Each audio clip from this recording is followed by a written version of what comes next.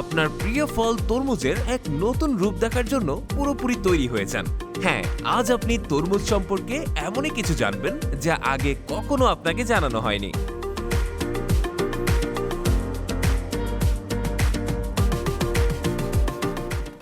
কৃষকের মাঠ থেকে সংগ্রহের পর প্রতিটা তরমুজ পাঠিয়ে দেওয়া হয় আধুনিক প্রসেসিং ইউনিটে। সেখানে শুরুতেই স্বয়ংক্রিয় ব্রুম সিস্টেম ব্যবহার করে তরমুজের গায়ের ধুলোবালি ও ময়লা পরিষ্কার করা হয়।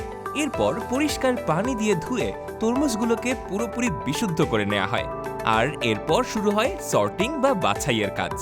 এখানে সেন্সরযুক্ত মেশিন ব্যবহার করে তরমুজের ওজন ও আকার অনুযায়ী সেগুলোকে আলাদা করা হয়। তাছাড়া খুব বেশি পাকা, ফাটা বা নষ্ট তরমুজও আলাদা করে ফেলা হয়। সাধারণত 6 থেকে 12 কেজি ওজনের তরমুজগুলোই বাজারজাত করার জন্য একেবারে পারফেক্ট হিসেবে ধরা হয়।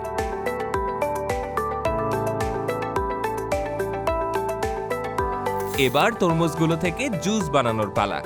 বিশাল কনভেয়ার বেল্টে করে তরমুজগুলোকে কাটিং মেশিনের ভেতরে পাঠানো হয়। সেখানে একটা মেশিন প্রথমে তরমুজকে মাঝখান থেকে কেটে 2 টুকরো করে ফেলে।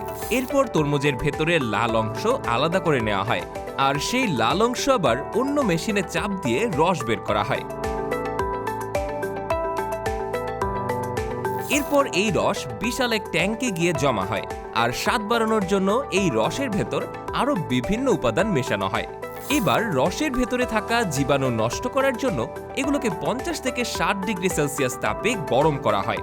এরপর ভালো মতো ছেঁকে নিয়ে সব রস বোতলে ভরে বোতলের গায়ে কোম্পানির নাম, উৎপাদনের তারিখ আর মেয়াদ উত্তীর্ণের তারিখ লাগানো হয়। আর এভাবেই প্রস্তুত করা তরমুজের রস চলে যায় বিশ্বের বিভিন্ন দেশে বাজারজাতকরণের জন্য। তবে তরমুজের সবচেয়ে মূল্যবান অংশ কিন্তু এর বীজ। ফ্যাক্টরিতে তরমুজ কাটার সময় বীজগুলোকে প্রথমেই আলাদা করে ফেলা হয়। পরবর্তীতে এই বীজ ধুয়ে পরিষ্কার করে শুকানো হয়। এরপর সেখান থেকে কিছু অংশ ভেজে খাবার হিসেবে বিক্রি করা হয়, আর বীজের একটা বড় অংশ থেকে তেল বের করা হয়। এই তরমুজ বীজের তেল কিন্তু কসমেটিক্স আর কিছু ঔষধ তৈরিতেও ব্যবহার করা হয়। এবার আসে সব থেকে ইন্টারেস্টিং পার্ট, তরমুজের খোসা। ফ্যাক্টরিতে এই তরমুজের খোসাগুলো কিন্তু একেবারেই নষ্ট করা বা ফেলে দেওয়া হয় না। এই খোসা দিয়েই আচার, জ্যাম সহ বিভিন্ন বিশেষ খাবার তৈরি করা হয়। আবার কিছু দেশে তো এই খোসা শুকিয়ে পশুখাদ্য হিসেবে ব্যবহার করা হয়। তাই বলা যায় তরমুজের লাল অংশ, খোসা, বীজ সবকিছু ব্যবহার করে তরমুজকে একেবারে শেষ বিন্দু পর্যন্ত কাজে লাগানো হয়। আমরা সবসময় গোল তরমুজ খেয়ে অভ্যস্ত হলেও জাপানের কৃষকরা কিন্তু আবিষ্কার করেছেন 4 কোণা চতুর্ভুজ তরমুজ। তারা মূলত তরমুজ ছোট থাকা অবস্থায় সেগুলোকে স্বচ্ছ 4 কোণা ছাঁচে বা মোল্ডে ঢুকিয়ে দেয়। ফলে বড় হওয়ার সাথে সাথে তরমুজগুলো সেই ছাঁচের আকার ধারণ করে। এই তরমুজগুলো ফ্রিজে রাখতে বা এক জায়গা থেকে অন্য জায়গায় নিতে কিন্তু বেশ সুবিধা। তবে এই তরমুজের দাম শুনে আপনার চোখ কপালে উঠতে পারে। এক একটা 4 কোণা তরমুজের দাম $70 থেকে শুরু করে নিলামে $5000 পর্যন্ত হতে পারে। জাপানে বছরে মাত্র 200 থেকে 300টি এই ধরনের তরমুজ উৎপাদিত হয়। অর্থাৎ এই 4 কোণা তরমুজ জাপানের মানুষের একটা শখের খাবার বলা চলে।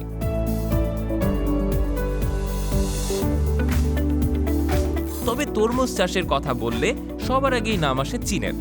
শুনলে অবাক হবেন, সারা বিশ্বের মোট তরমুজ উৎপাদনের প্রায় 60% আসে এই একটি দেশ থেকে। চীন প্রতি বছর প্রায় 67 মিলিয়ন টনেরও বেশি তরমুজ উৎপাদন করে। কিন্তু এত বিপুল পরিমাণ তরমুজ কি শুধু হাতে চাষ করা সম্ভব? মোটেও না। এর পেছনে রয়েছে বিশাল সব কলকারখানা আর স্বয়ংক্রিয় মেশিনের কারসাজি। তরমুজের চাষের আগে কৃষকেরা মেশিনের মাধ্যমে জমি খুব ভালোভাবে চাষ দিয়ে মাটি ঝুরঝুরে করে নেয়। এরপর মাটিতে যথেষ্ট পুষ্টি নিশ্চিত করতে জমিতে সার মেশানো হয়। তারপর নির্দিষ্ট দূরত্ব রেখে ছোট ছোট গর্ত করা হয়, আর এই গর্তে তরমুজের বীজ বা আগে থেকে তৈরি করা চারা লাগানো হয়। আর আধুনিক এই মেশিনের সাহায্যে কিন্তু একদিনে লক্ষ লক্ষ চারাও রোপণ করা সম্ভব। তবে তরমুজ গাছ খুব বেশি পানি সহ্য করতে পারে না। পানি বেশি হলে গাছটা পচে যেতে পারে। তাই নির্দিষ্ট পরিমাণে পানি দিয়ে গাছগুলোকে বড় করা হয়। সাধারণত একটা তরমুজ পরিপক্ক হতে 70 থেকে 90 দিন সময় লাগে। যখন তরমুজ পাকার কাছাকাছি আসে তখন এর নিচের দিকটা ধীরে ধীরে হলুদ হয়ে যায়। তখন কৃষকেরা বুঝে যান তরমুজ কাটার সময় হয়েছে। ছোট খামারে কর্মীরা হাতে করে তরমুজ সংগ্রহ করলেও বড় বড় বাণিজ্যিক খামারে দৃশ্যটা একদম আলাদা। সেখানে ব্যবহার করা হয় ব্রাউন ওয়াটারমেলন হারভেস্টারের মতো শক্তিশালী সব মেশিন। এই মেশিনে থাকে 100 থেকে 120 হর্স পাওয়ারের মোটর এবং অত্যন্ত নিখুঁত ব্লেড। জানলে অবাক হবেন, এই মেশিনটি প্রতি ঘন্টায় প্রায় 8000 থেকে 13000 পাউন্ড তরমুজ সংগ্রহ করতে পারে। আর এর ভেতরে থাকা হপারটি একেবারে 2200 পাউন্ড পর্যন্ত তরমুজ ধারণ করতে সক্ষম।